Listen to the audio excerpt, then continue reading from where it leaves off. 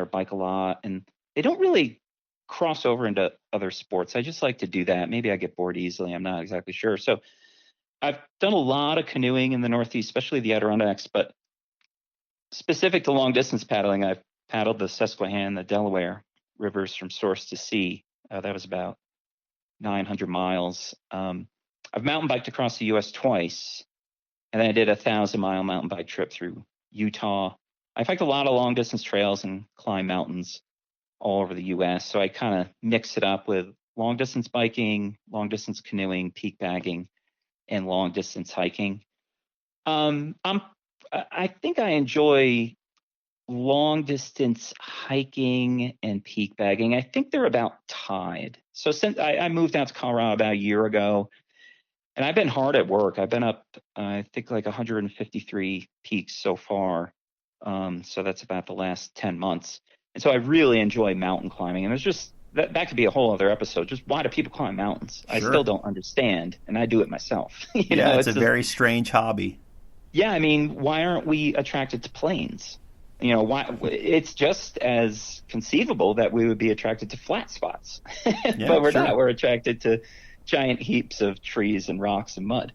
So I like mountain climbing, and especially out here, just like in the Northeast, I never see people. I mean, if I'm on a 14,000 foot peak, of course I'm going to see people. That's kind of like the 46 of the Rocky Mountains. Of course I'm going to see people. But I've been going up these 13,000 foot peaks all summer. And on top, I'll find like a little jelly jar, like a homemade canister from could be 10 years ago, 20 years ago. I found one from the early 70s recently. And they're averaging 4 people a year. So there is plenty of solitude and plenty of mountains here. We have over 1,000 peaks, over 10,000 feet. So that keeps me busy.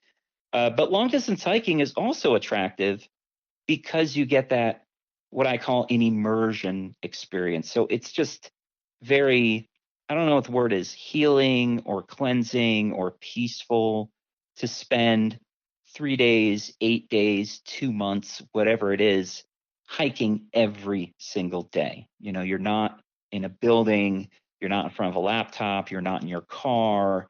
Maybe you scoot into town to get some more food and fuel, and then you're right back out on the trail. So when I hiked the Rainbow Trail recently, again, it's only 100 miles. It only took me 4 days. I felt really at peace, like no agitation, slept well at night, and just felt really good about life. Like it was a great time to be alive on the Rainbow Trail. So I just love mountain climbing, and long distance hiking is where it's at for me. Cool. Yeah, if you guys want to hear more of Erik's stories from paddling and mountain biking in particular, non-hiking stuff, check out his episode on the Aptitude Outdoors podcast. You had some very awesome stories. I loved listening to them, especially the mountain biking stuff. Fascinating stuff. But as we finish out this episode, so you have a new book coming out next year that I am super stoked on. It's right up my alley. So tell us a little bit about that. Right. So this new book, it will be my 8th book, and it's called With an Axe and a Rifle. I just love the title. I'm partial to my own work, but I like the title. So this is an obscenely detailed history of the settlement of the Adirondacks.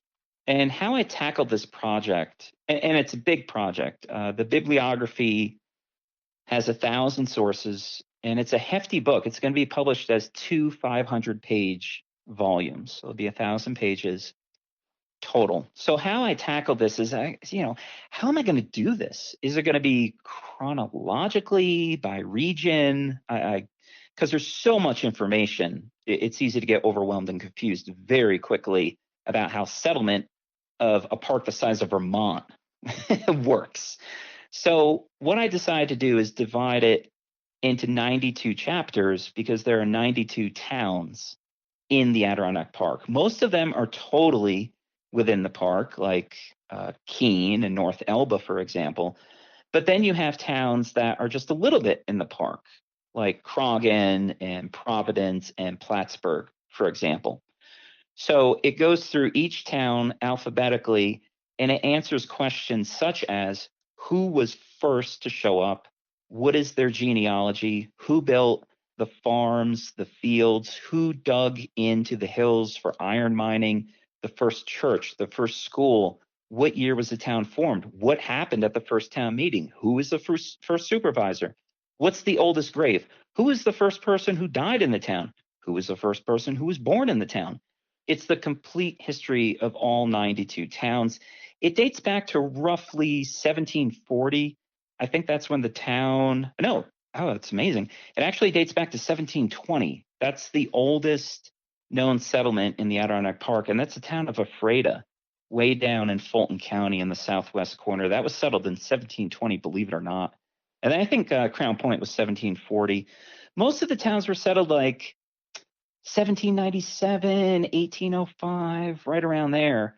But there's nothing quite like it out there. There have been books, of course, about the high peaks and more recreationally based histories. But it's a great question. Who got there first? I am so excited for that. I'm a history guy in particular. Yeah. And obviously I am in love with the Adirondack Park. I will be picking that up the day it comes out. So how did you, I could do a whole episode on this book. How did you even begin 1,000 pages on your bibliography, but how did you begin the process of finding all of those sources to even, I would assume that each town might have some sort of basic history and not the town hall, but just give us a little idea of how you did your research, finding those 1,000 different sources. Right. Well, the original plan was it was supposed to be a short book. And what I was going to do is just write a book of why each town is named so. That was it. It's going to be like, well, let's name the town Croghan because there was a general by the name of Croghan in the Seminole War and a couple other wars. But then as I started digging, now I got to tell the guy's biography. Okay. Well, then I found out that, his father actually settled the town. All right, well, now I got to write about his father. Okay. And it's like, oh, shoot, now I'm into settler history. Well, hell, let's just go for it. Cool. There were a couple sources which are invaluable. And any history nerd like myself who is listening, there's an amazing website called archive.org. It's very simple, archive.org. And archive.org has thousands, probably tens of thousands, hell, maybe even 100,000 documents where the copyright has expired. And so they have scanned these thousands and thousands of books, and now they're in PDF form. Now, a big thing in the late 1800s in New York and many other states was that somebody would take the time to write a county history. And so the Adirondacks have county histories from the late 1800s, early 1900s for every county except Hamilton. There are 9 counties that comprise the Adirondack Park. And so there's a county history of Essex, of Lewis, of Oneida, of Warren, on it goes. And those books are further divided into town histories. So it was really good. So what I would do is go on archive.org, download these books, and they're usually like 1,400 pages, really, really big books. And so I could learn about the history of the town, but I'm really into genealogy. So what I would do if they're talking about the guy who settled the town, I'll take like a week or two tracing his genealogy. So who was the first of this family to arrive in the New World? Okay, where did they live? Well, they lived in Old Saybrook Colony in Connecticut. Okay, and then what happened? Well, then they went to the Hudson Valley. Okay, then what happened?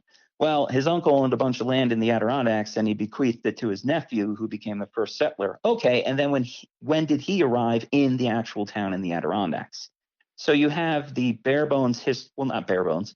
You have the basic history of the town in these county histories, and then I would use myriad other sources to learn more about the people themselves. Incredible. How long did this book take you to put together? I would assume this must have been a multi-year process. It was 2 years, which is really surprising. I thought it was going to take 5, but I've become a quick researcher ever since I wrote a history of Albany street names. I can just get on the laptop. I know exactly where to look. Some of the sources were common between all my books. And so I just banged it out really quickly. But I'm a binge writer. I typically write 40 hours a week. It's a full-time job. So about 40 hours a week for 2 years. Okay, wow. That's awesome. That's cool. And I know COVID has probably changed everything around for you. Do you have any idea when it might be coming out? Well, there was an unfortunate turn of events. So we were really expecting New Year's Day. And what's neat about this book, it's being published on the 100th anniversary of Donaldson's A History of the Adirondacks being published, which I thought was kind of cool. So it's kind of like an anniversary history book. But unfortunately, some people who work with me at Beechwood Books have had some family emergencies, and they both kind of happened within the same week of each other. So the manuscript's totally done. It's sitting in front of me. And when they kind of get their lives back on track, that's the typesetter and the graphic designer, then we'll get back on track with the project. We're probably going to say spring, this coming spring. So it'll be So this spring, 2 500-page volumes. And then it also includes, because there's so much information, it includes a poster map of the Adirondacks with all the towns labeled by settlement year to kind of help keep things straight. Very cool. Very cool. Well, I am really looking forward to it. So what's next for you? What's next on your agenda? Oh, I'm always the last thing to know what I'm doing. In my personal life, I'm working as a therapist here in Colorado Springs. I really missed being at work. I was on vacation recently, so I'm really happy to be back at work tomorrow. Just keep climbing mountains in Colorado. I tell people I have this goal to find a crappy mountain in Colorado, and wouldn't you know it, I still haven't found it. So I'm just going to continue that search forever out here, see if I can find a lousy mountain in Colorado. Great. And then, I don't know, some other book project about the Adirondacks. I'm not exactly sure what yet. Oh, well, I'll definitely be picking it up regardless. Where can people find you online? Well, yeah, for a guy who hikes in the mountains by himself, I do have a lot of sources online. So we have a couple websites. We have the Trans Adirondack Route website. That's just transadk.com. And then the publishing company is Beechwood Books. That's just beechwoodbks.com. And then if you really care about what I'm doing out in the woods, there's a website, thehikingveteran.com. It's got all my articles and little descriptors of my adventures. You can live vicariously through me. And then Trans Adirondack Route and yours truly are also on Instagram, so you can see what I'm up to in the mountains. All right. Well, that's a great place to wrap up another conversation with author, adventurer, and ADK native, Erik Schlimmer. I hope you all enjoyed our discussion today concerning the issues surrounding the outdoors and specifically the Adirondacks. And, if you disagree with things we said, cool. Shoot either of us a message and let's chat. Having some open and respectful dialogue, it's kind of what makes us humans, right? But thanks for listening to another edition of the Summit Sessions here on the 46 of 46 podcast. If you like the show, please leave a rating and review wherever you get your podcasts.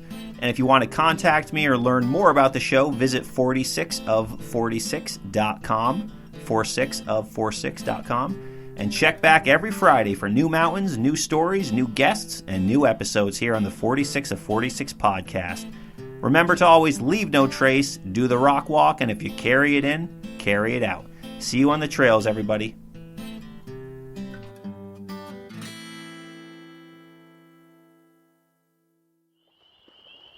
So there you are, deep in the backcountry, waking up in your tent to the sound of loons on the water and birds in the trees just after sunrise.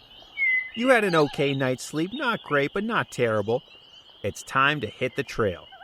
But first things first, coffee. And since you're camping, you need it to be quick and convenient. Well, Recess Coffee has you covered with their new Campfire Blend Steeped Packs. Steepable coffee packs, easy to carry in, easy to carry out. Pick up a carton of 10 or individual packs before your next camping trip. For 10% off your order of steeped packs or 12-ounce whole bean bags, use the promo code RECESS46. That's RECESS 46 at recesscoffee.com.